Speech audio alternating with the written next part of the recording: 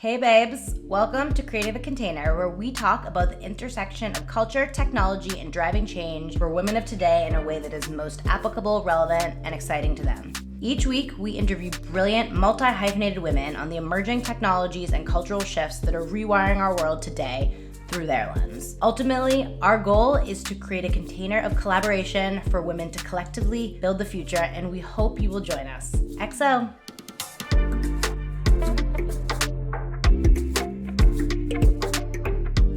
Well, Emma, thank you for being our second guest. Thank you. I'm so excited. And I'm excited to talk to you because I feel like every time we've chatted, you've been kind of interviewing me. So I know.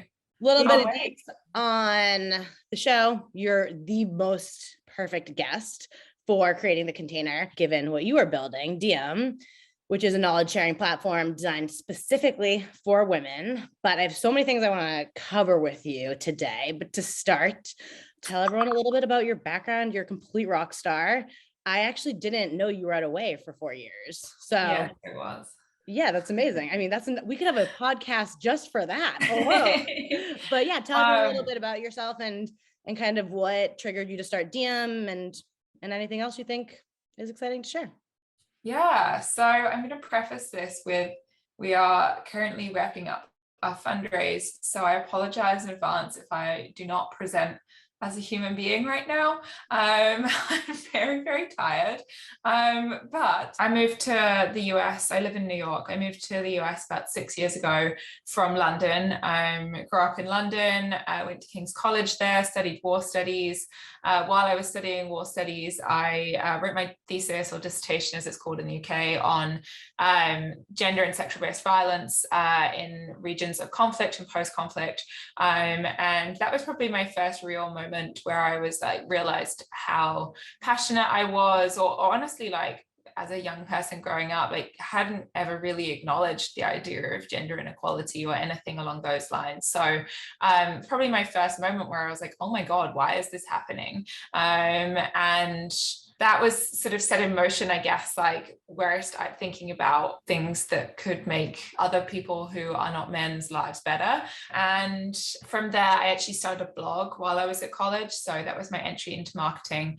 I grew this blog to over 100,000 readers. This was about 10 years ago. So it was before influencing was really a thing. And yeah, that was where I realized I didn't want to create a community around myself, but I loved doing it for other people. So when I graduated, I was hired by one of the first influencer platforms called Whaler. I led their community growth from 0 to 300 influencers. And then I was approached by the founders of Away to, I guess, lead customer growth via international expansion, via partnerships specifically. I spent most of my time at Away doing partnerships.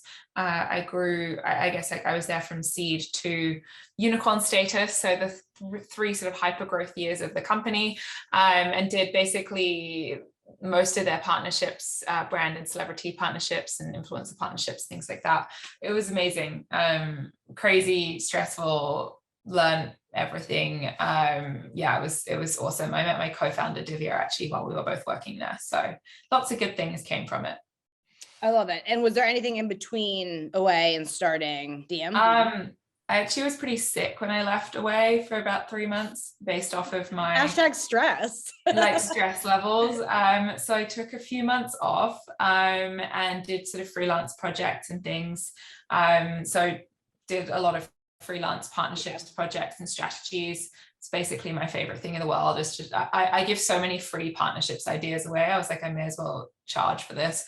And yeah, it was and then Diem kind of started becoming a real thing. So there's a bunch of things I love about Diem, as you know, but I think there's a lot of parallels behind your why and how you guys are thinking about building Diem and a lot of the underlying values of Web3 and how people are thinking about building that space. So I'm curious, was that intentional? Is that something that you guys internally are thinking about, or was it just there was alignment there and the world kind of perfectly timed up what you're building with this next kind of reinvention of the internet potentially? I think it was a mix of both. We've always been very keen, as someone who has built communities and sort of deeply understands the power of aligning values with community growth.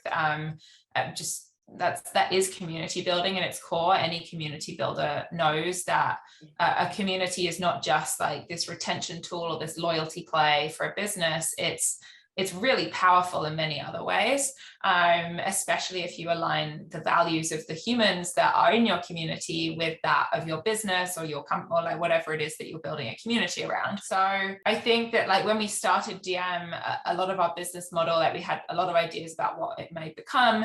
But one of the biggest things was that we never wanted to do subscriptions, and we never wanted to do sort of traditional business models that are typically found in membership plays or things like that. And one of the things we realized was this idea of rewarding people for creating the value in the platform. And so we really started exploring what that meant. To start with, when we launched the sort of monetization in Diem this year, it won't be crypto. It's not going to be backed by a cryptocurrency. It will be USD backed. And then we'll sort of slowly act, I guess, as an on-ramp as the demand arises and as we see sort of the right behavior arising for that to be the case.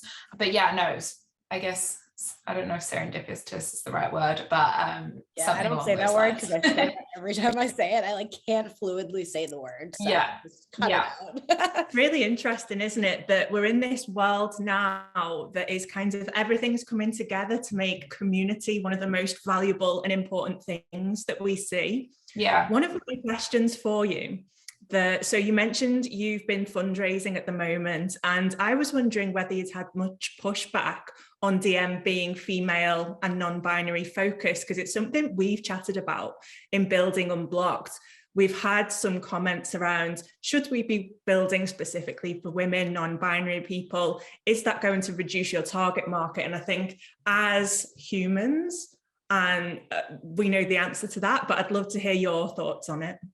I think it's about like, just think of them as a demographic. Like the only reason there's controversy around building something for women, building something for non-binary people, defining who your customer is because of a larger macro issue versus like the validity or the business opportunity at hand. It's a part of the fact that by defining that you're building something for a community that has classically been ignored, perhaps in your industry that you're operating in, that steps outside the realm of default male that we all operate within. And so that's the only reason that people feel like it's controversial, is that you're creating power for people who otherwise haven't traditionally held power.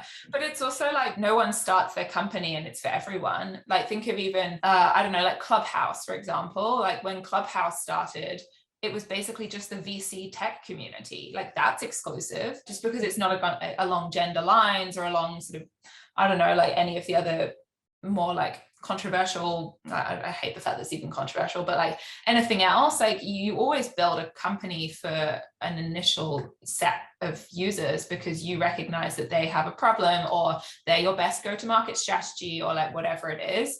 And so I think just like being really blunt about that and being like, no, like we're building for this demographic because they're the ones with the biggest problem right now. If we included everyone, the product wouldn't work. And I think it's really interesting when you just think about, you're right, like everything we build is for the most part going to be targeted towards a specific group of people.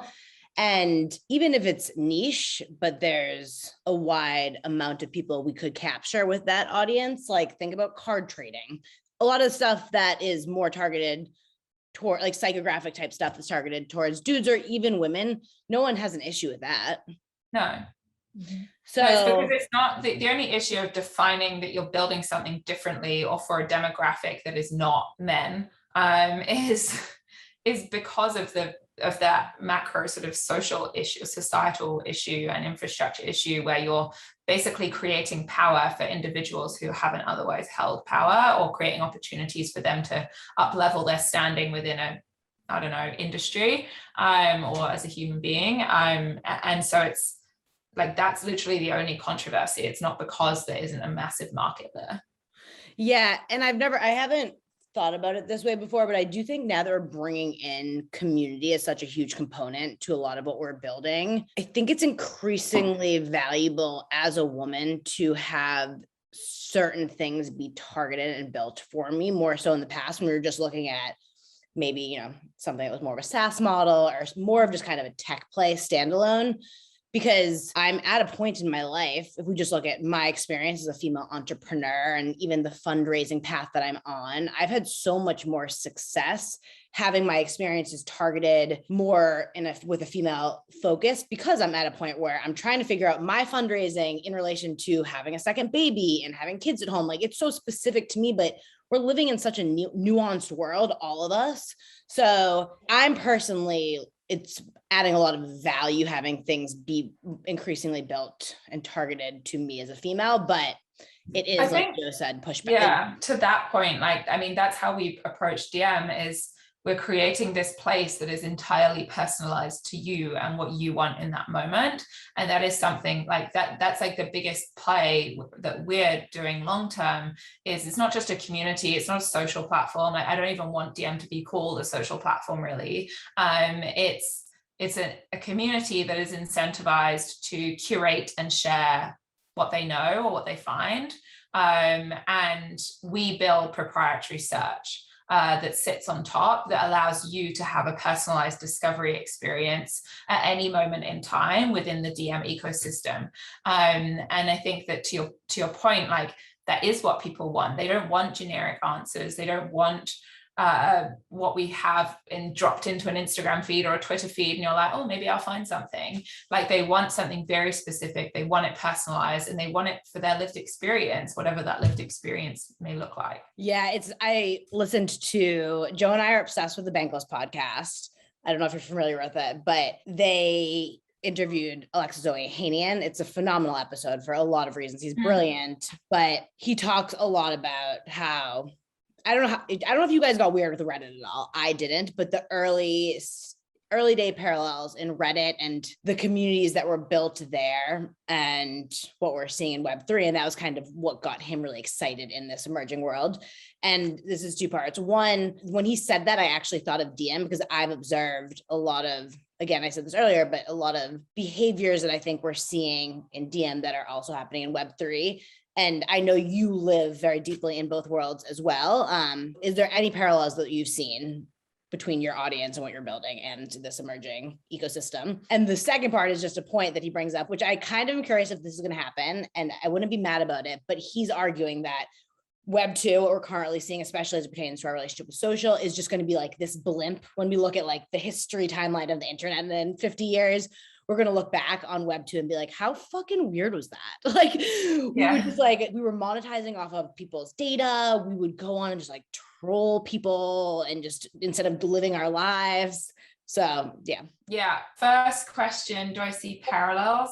I think I see parallels in this sort of desire to connect with people outside of your initial, I don't know, like friendship group. Like, that's the idea that Diem came from, was that we don't really have access to information beyond our personal networks that we trust.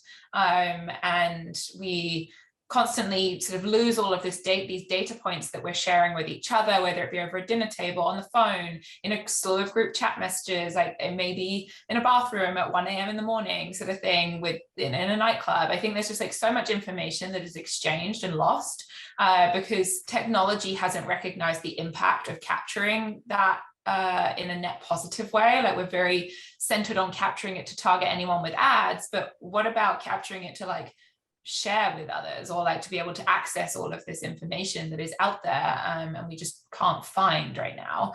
And so I think that for us, the parallels with how we're approaching building that type of environment is definitely more centered on sort of classic expectations of Web3 products versus Web2. And what I mean by that is like data ownership, control of where your content goes, being rewarded for the value that you create, not being sort of the product itself, like you, the human, are the product.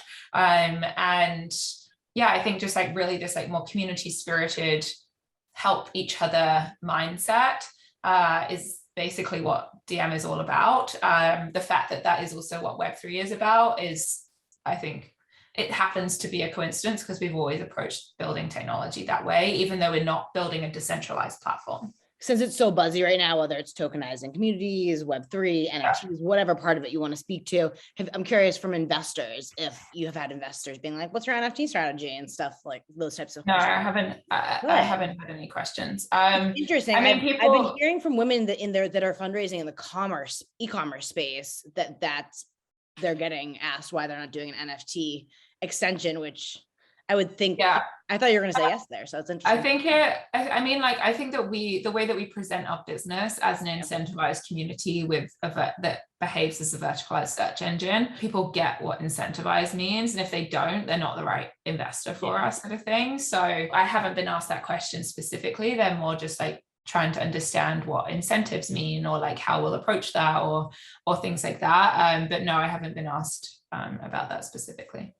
I've got one question. So Dayna was mentioning Reddit then, and it kind of triggered a thought in my mind that I hadn't really had before around. So a lot of the early Reddit people and 4chan and all of that, so these sites that have quite a bad rep for being very male dominated, but not that male dominated is a bad thing, but the toxic side of things comes out on 4chan and Reddit, at least in the public eye.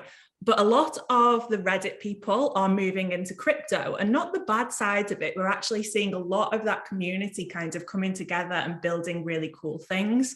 But one thing that is quite an important flagship value of Web3, if you like, is freedom of information and freedom of speech and all of that good stuff. So when you're building a platform like Diem, which I love, so you had a newsletter where you were talking about the concept of an old wives' tale. And that's really powerful in that those old wives' tales, they were never stored. They had to be, they were conversationally spread, right? And that's what you're doing. And I love that. But what do you think about censorship in this environment? How will you go about censoring if it needs to be censored? Do you think there's a need for that? Or is it completely open to whatever anybody wants to talk about? I think that's where another principle that is becoming more popular in Web3 is this idea of distributed moderation, which for any person that has ever built a community, that's not a new idea. Like, people are pitching it as like this whole new thing of like, with Web3, you can distribute the moderation, so you can scale, you can do whatever. Like, that's what every community builder has always strived for. Like, the best hires, if you've started a community, the best hires that you could ever make from a community management perspective are from your community, sort of thing. They're the leaders or the people who like rally around a conversation or keep the conversation going. And so for us, I think we're placing all the power in the community for the most part, but that's where I think the power of having a slightly centralized authority that can ensure that you're not ending up in an echo chamber is really important. Like, I actually think that decentralized communities, if they're not built by a diverse set of human beings, are incredibly dangerous and can create worse environments than potentially that we've seen on Facebook or Twitter or anywhere like that. But I do think that distributed moderation allows for quality control, and it also allows for moderation of bad actors, because you're incentivizing the members of your community to do the moderation. Like, they get rewarded for keeping it a good place. And so, yeah, that's how I probably think about that. Is like, not really like, yeah, sure, Diem will step in and make sure that it does remain a safe space, and we have very strong community culture and principles that will be ever evolving as the company expands. But it's also about sticking to that moderation. Like, yes, the community can moderate, and yes, they can vet what they deem valid or expert or misinformation or whatever it might be. But it's also like, if someone is a bad actor or they're sharing bad stuff, it's on you as a platform to hold yourself accountable, sort of thing, and actually remove that person or give them a warning or do all the stuff. In our current platforms, I think, is a byproduct of perhaps the founders or the moderating team not quite having experienced harassment or things like that personally. They don't actually take it that seriously. As someone who has existed with an online following for over 10 years of my life, it is so important to take it into account and create that sort of centralized authority in a platform to be the sort of not source of truth, but the person that can step in if the other measures don't work.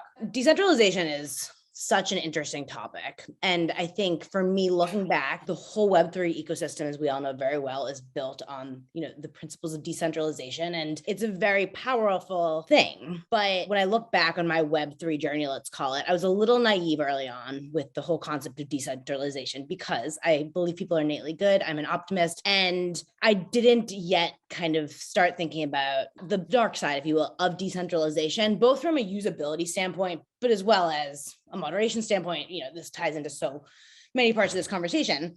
But for me, I'm now at a place where what I'm interested in Web3 turning into is having, the underlying values be powered by decentralization, specifically things like ownership and data as it pertains to our data and data privacy.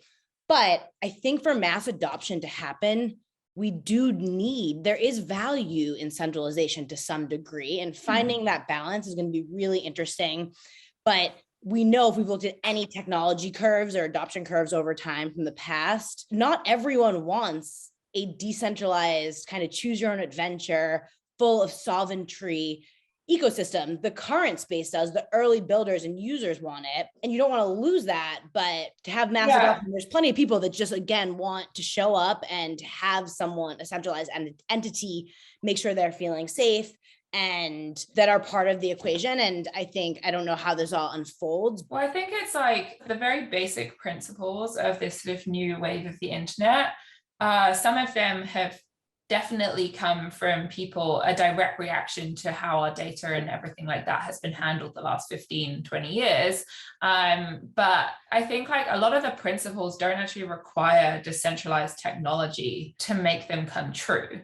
It's like, it's a value system and it's a way of building that doesn't sell. It's like the business model is more freeing. It doesn't sell people's information to make money. And so I think that it's like, yes, there are elements of decentralization that you can bake into the product, but it doesn't have to be on like a blockchain for that to happen.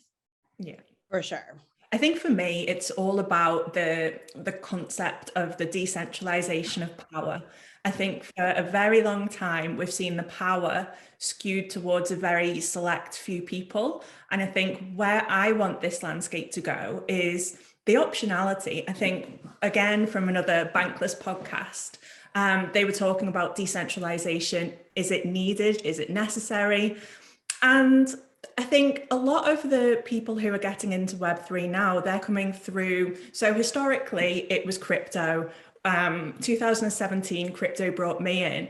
This year, it's been NFTs, and people don't sign in to buy an NFT because they care about decentralization. So I think it's going to be a moot point potentially for a lot of people when it comes to mass adoption. But for me, I'd like there to be the choice. So I'd like people to be educated on why it matters, how it impacts the power dynamics and the power structures.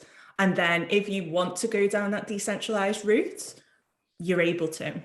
For sure. Yeah, I agree with that. But I think the answer is always going to be, it's never black and white, is it? There's going to be so many different paths that we go down where it's such an early stage that it will be choose your own adventure, I guess, just in a different... I think it's, I think the internet, when it even evolved, like was first sort of created or taking off, was a bit of a Wild West, and stuff crops up as it's created. I think the biggest thing that like has to happen in this version of the web or the direction that we're moving is just diversity. There's to be so much diversity in how these things are being built, in who's getting money to build them, in like representation in these communities, especially if we're moving into an era of pseudonymity. I can't pronounce that word. It's like you're at even bigger risk of like not knowing who's creating it. People could be like, we've seen this even happen in some NFT projects, like people pretending to be women when they're not, and selling products to women, all this sort of stuff. Like that already happens in this world. And like, and that we just like need to, I think that diversity is so important, and diversity in every sense of the word, age, sex, gender identity, race, like absolutely everything needs to be better, because otherwise we are going to end up with a potentially more dangerous infrastructure this time around. I also think that's one of the beautiful things. So we're in a situation now where we can build and grow communities and products, as I said this in one of my blogs, as a cartoon frog. So that kind of takes away, are you male? Are you female? What is your kind of race? Are you disabled?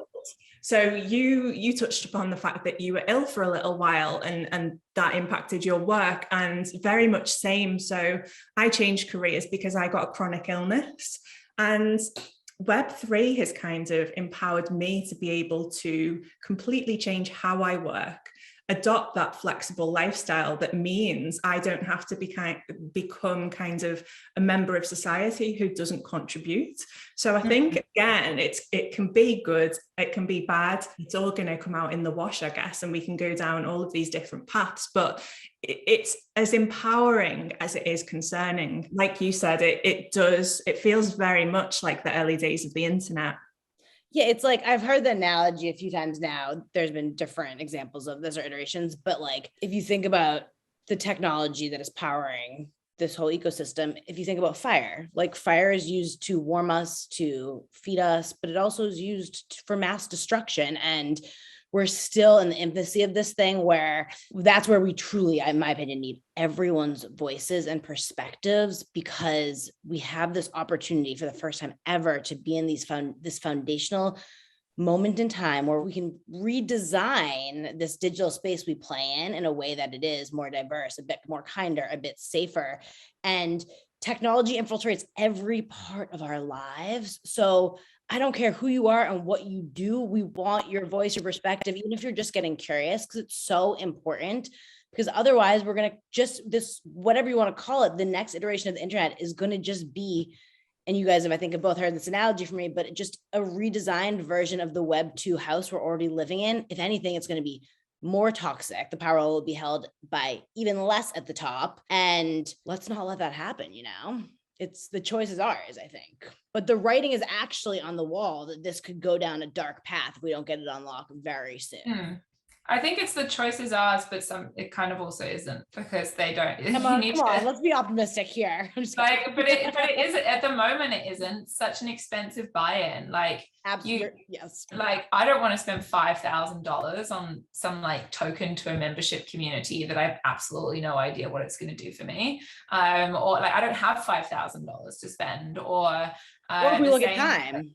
Most people don't all want the time to like their time and energy through these to learn. Like these Discord channels where I'm like, I literally I can't even look at one of these rooms, like, or whatever they're called, let alone 10 different servers that I'm in. And I think it's like very inaccessible still. And like, while people might be well-meaning and want to be involved, I don't think there's any access points beyond, like, I don't know, those that know someone that can get them in. Yeah, for sure.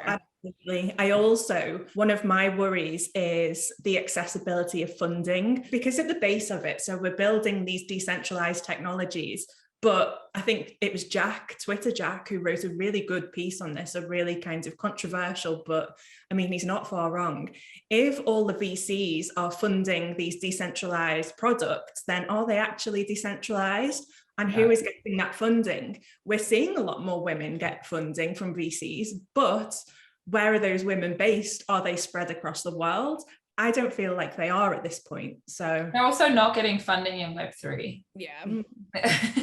I mean, it's like very minuscule. And I think the other interesting, it's minuscule across the board. It's like 2.2%. The other interesting thing that is a value of Web3, a pro, but is turning into arguably a con, is this idea that everything you are compensated and have buy-in for everything you are part of building or contributing to.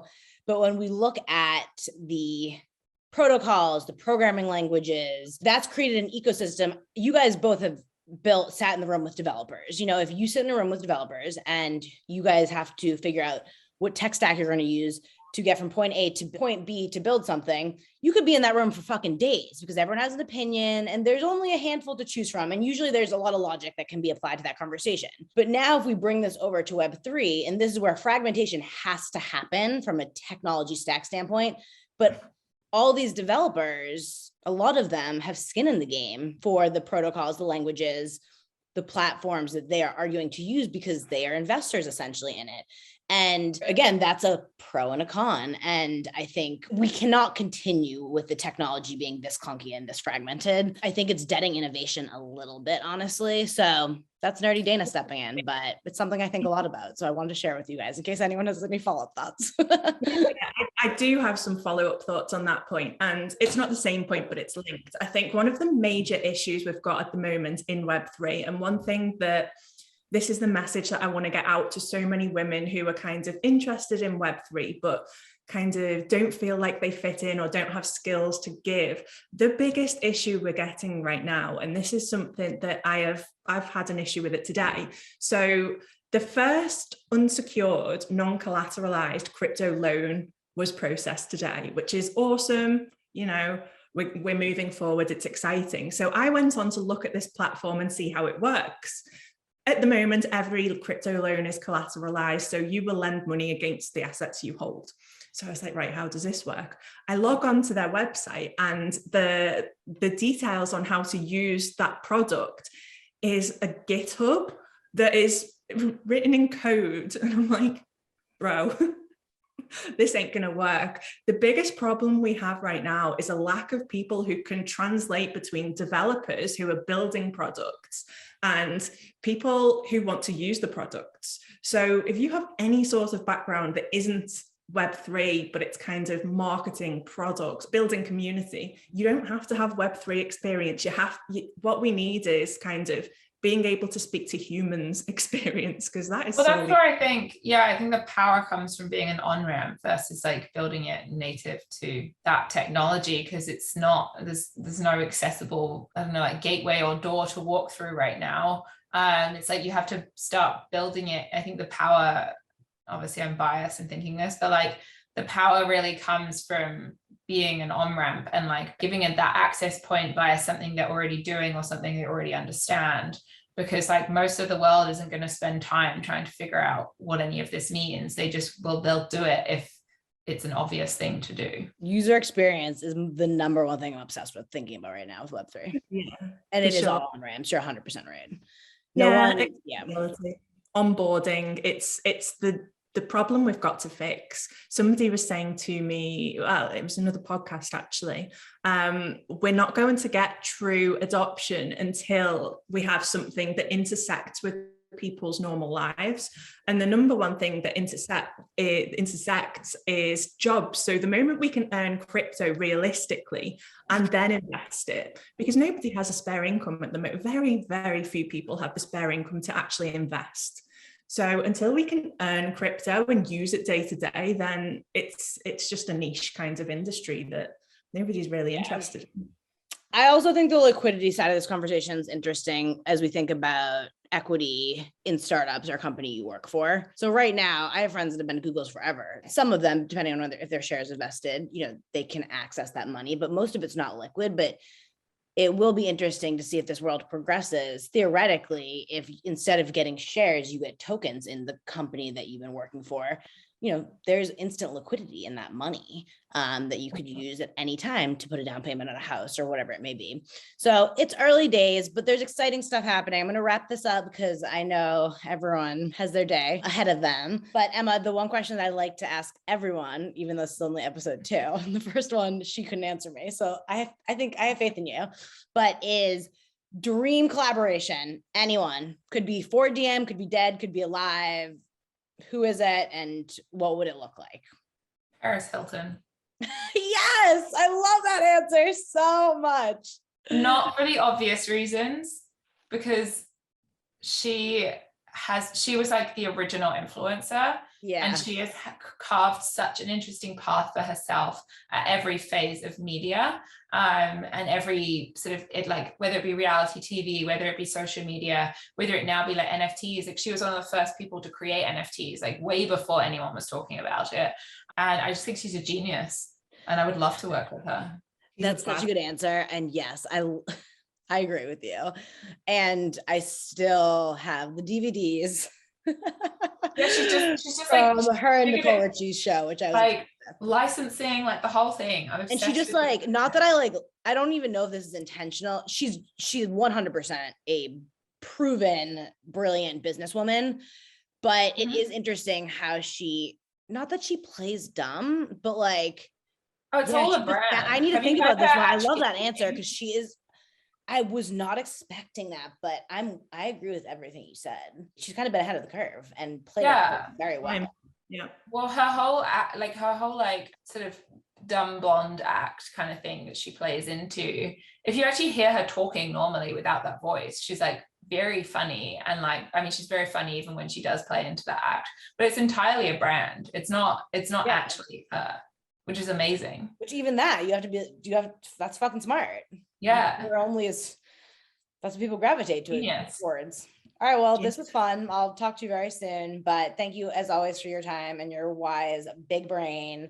I can't wait to continue to watch your career and all the amazing things you do, and keep crushing, sister.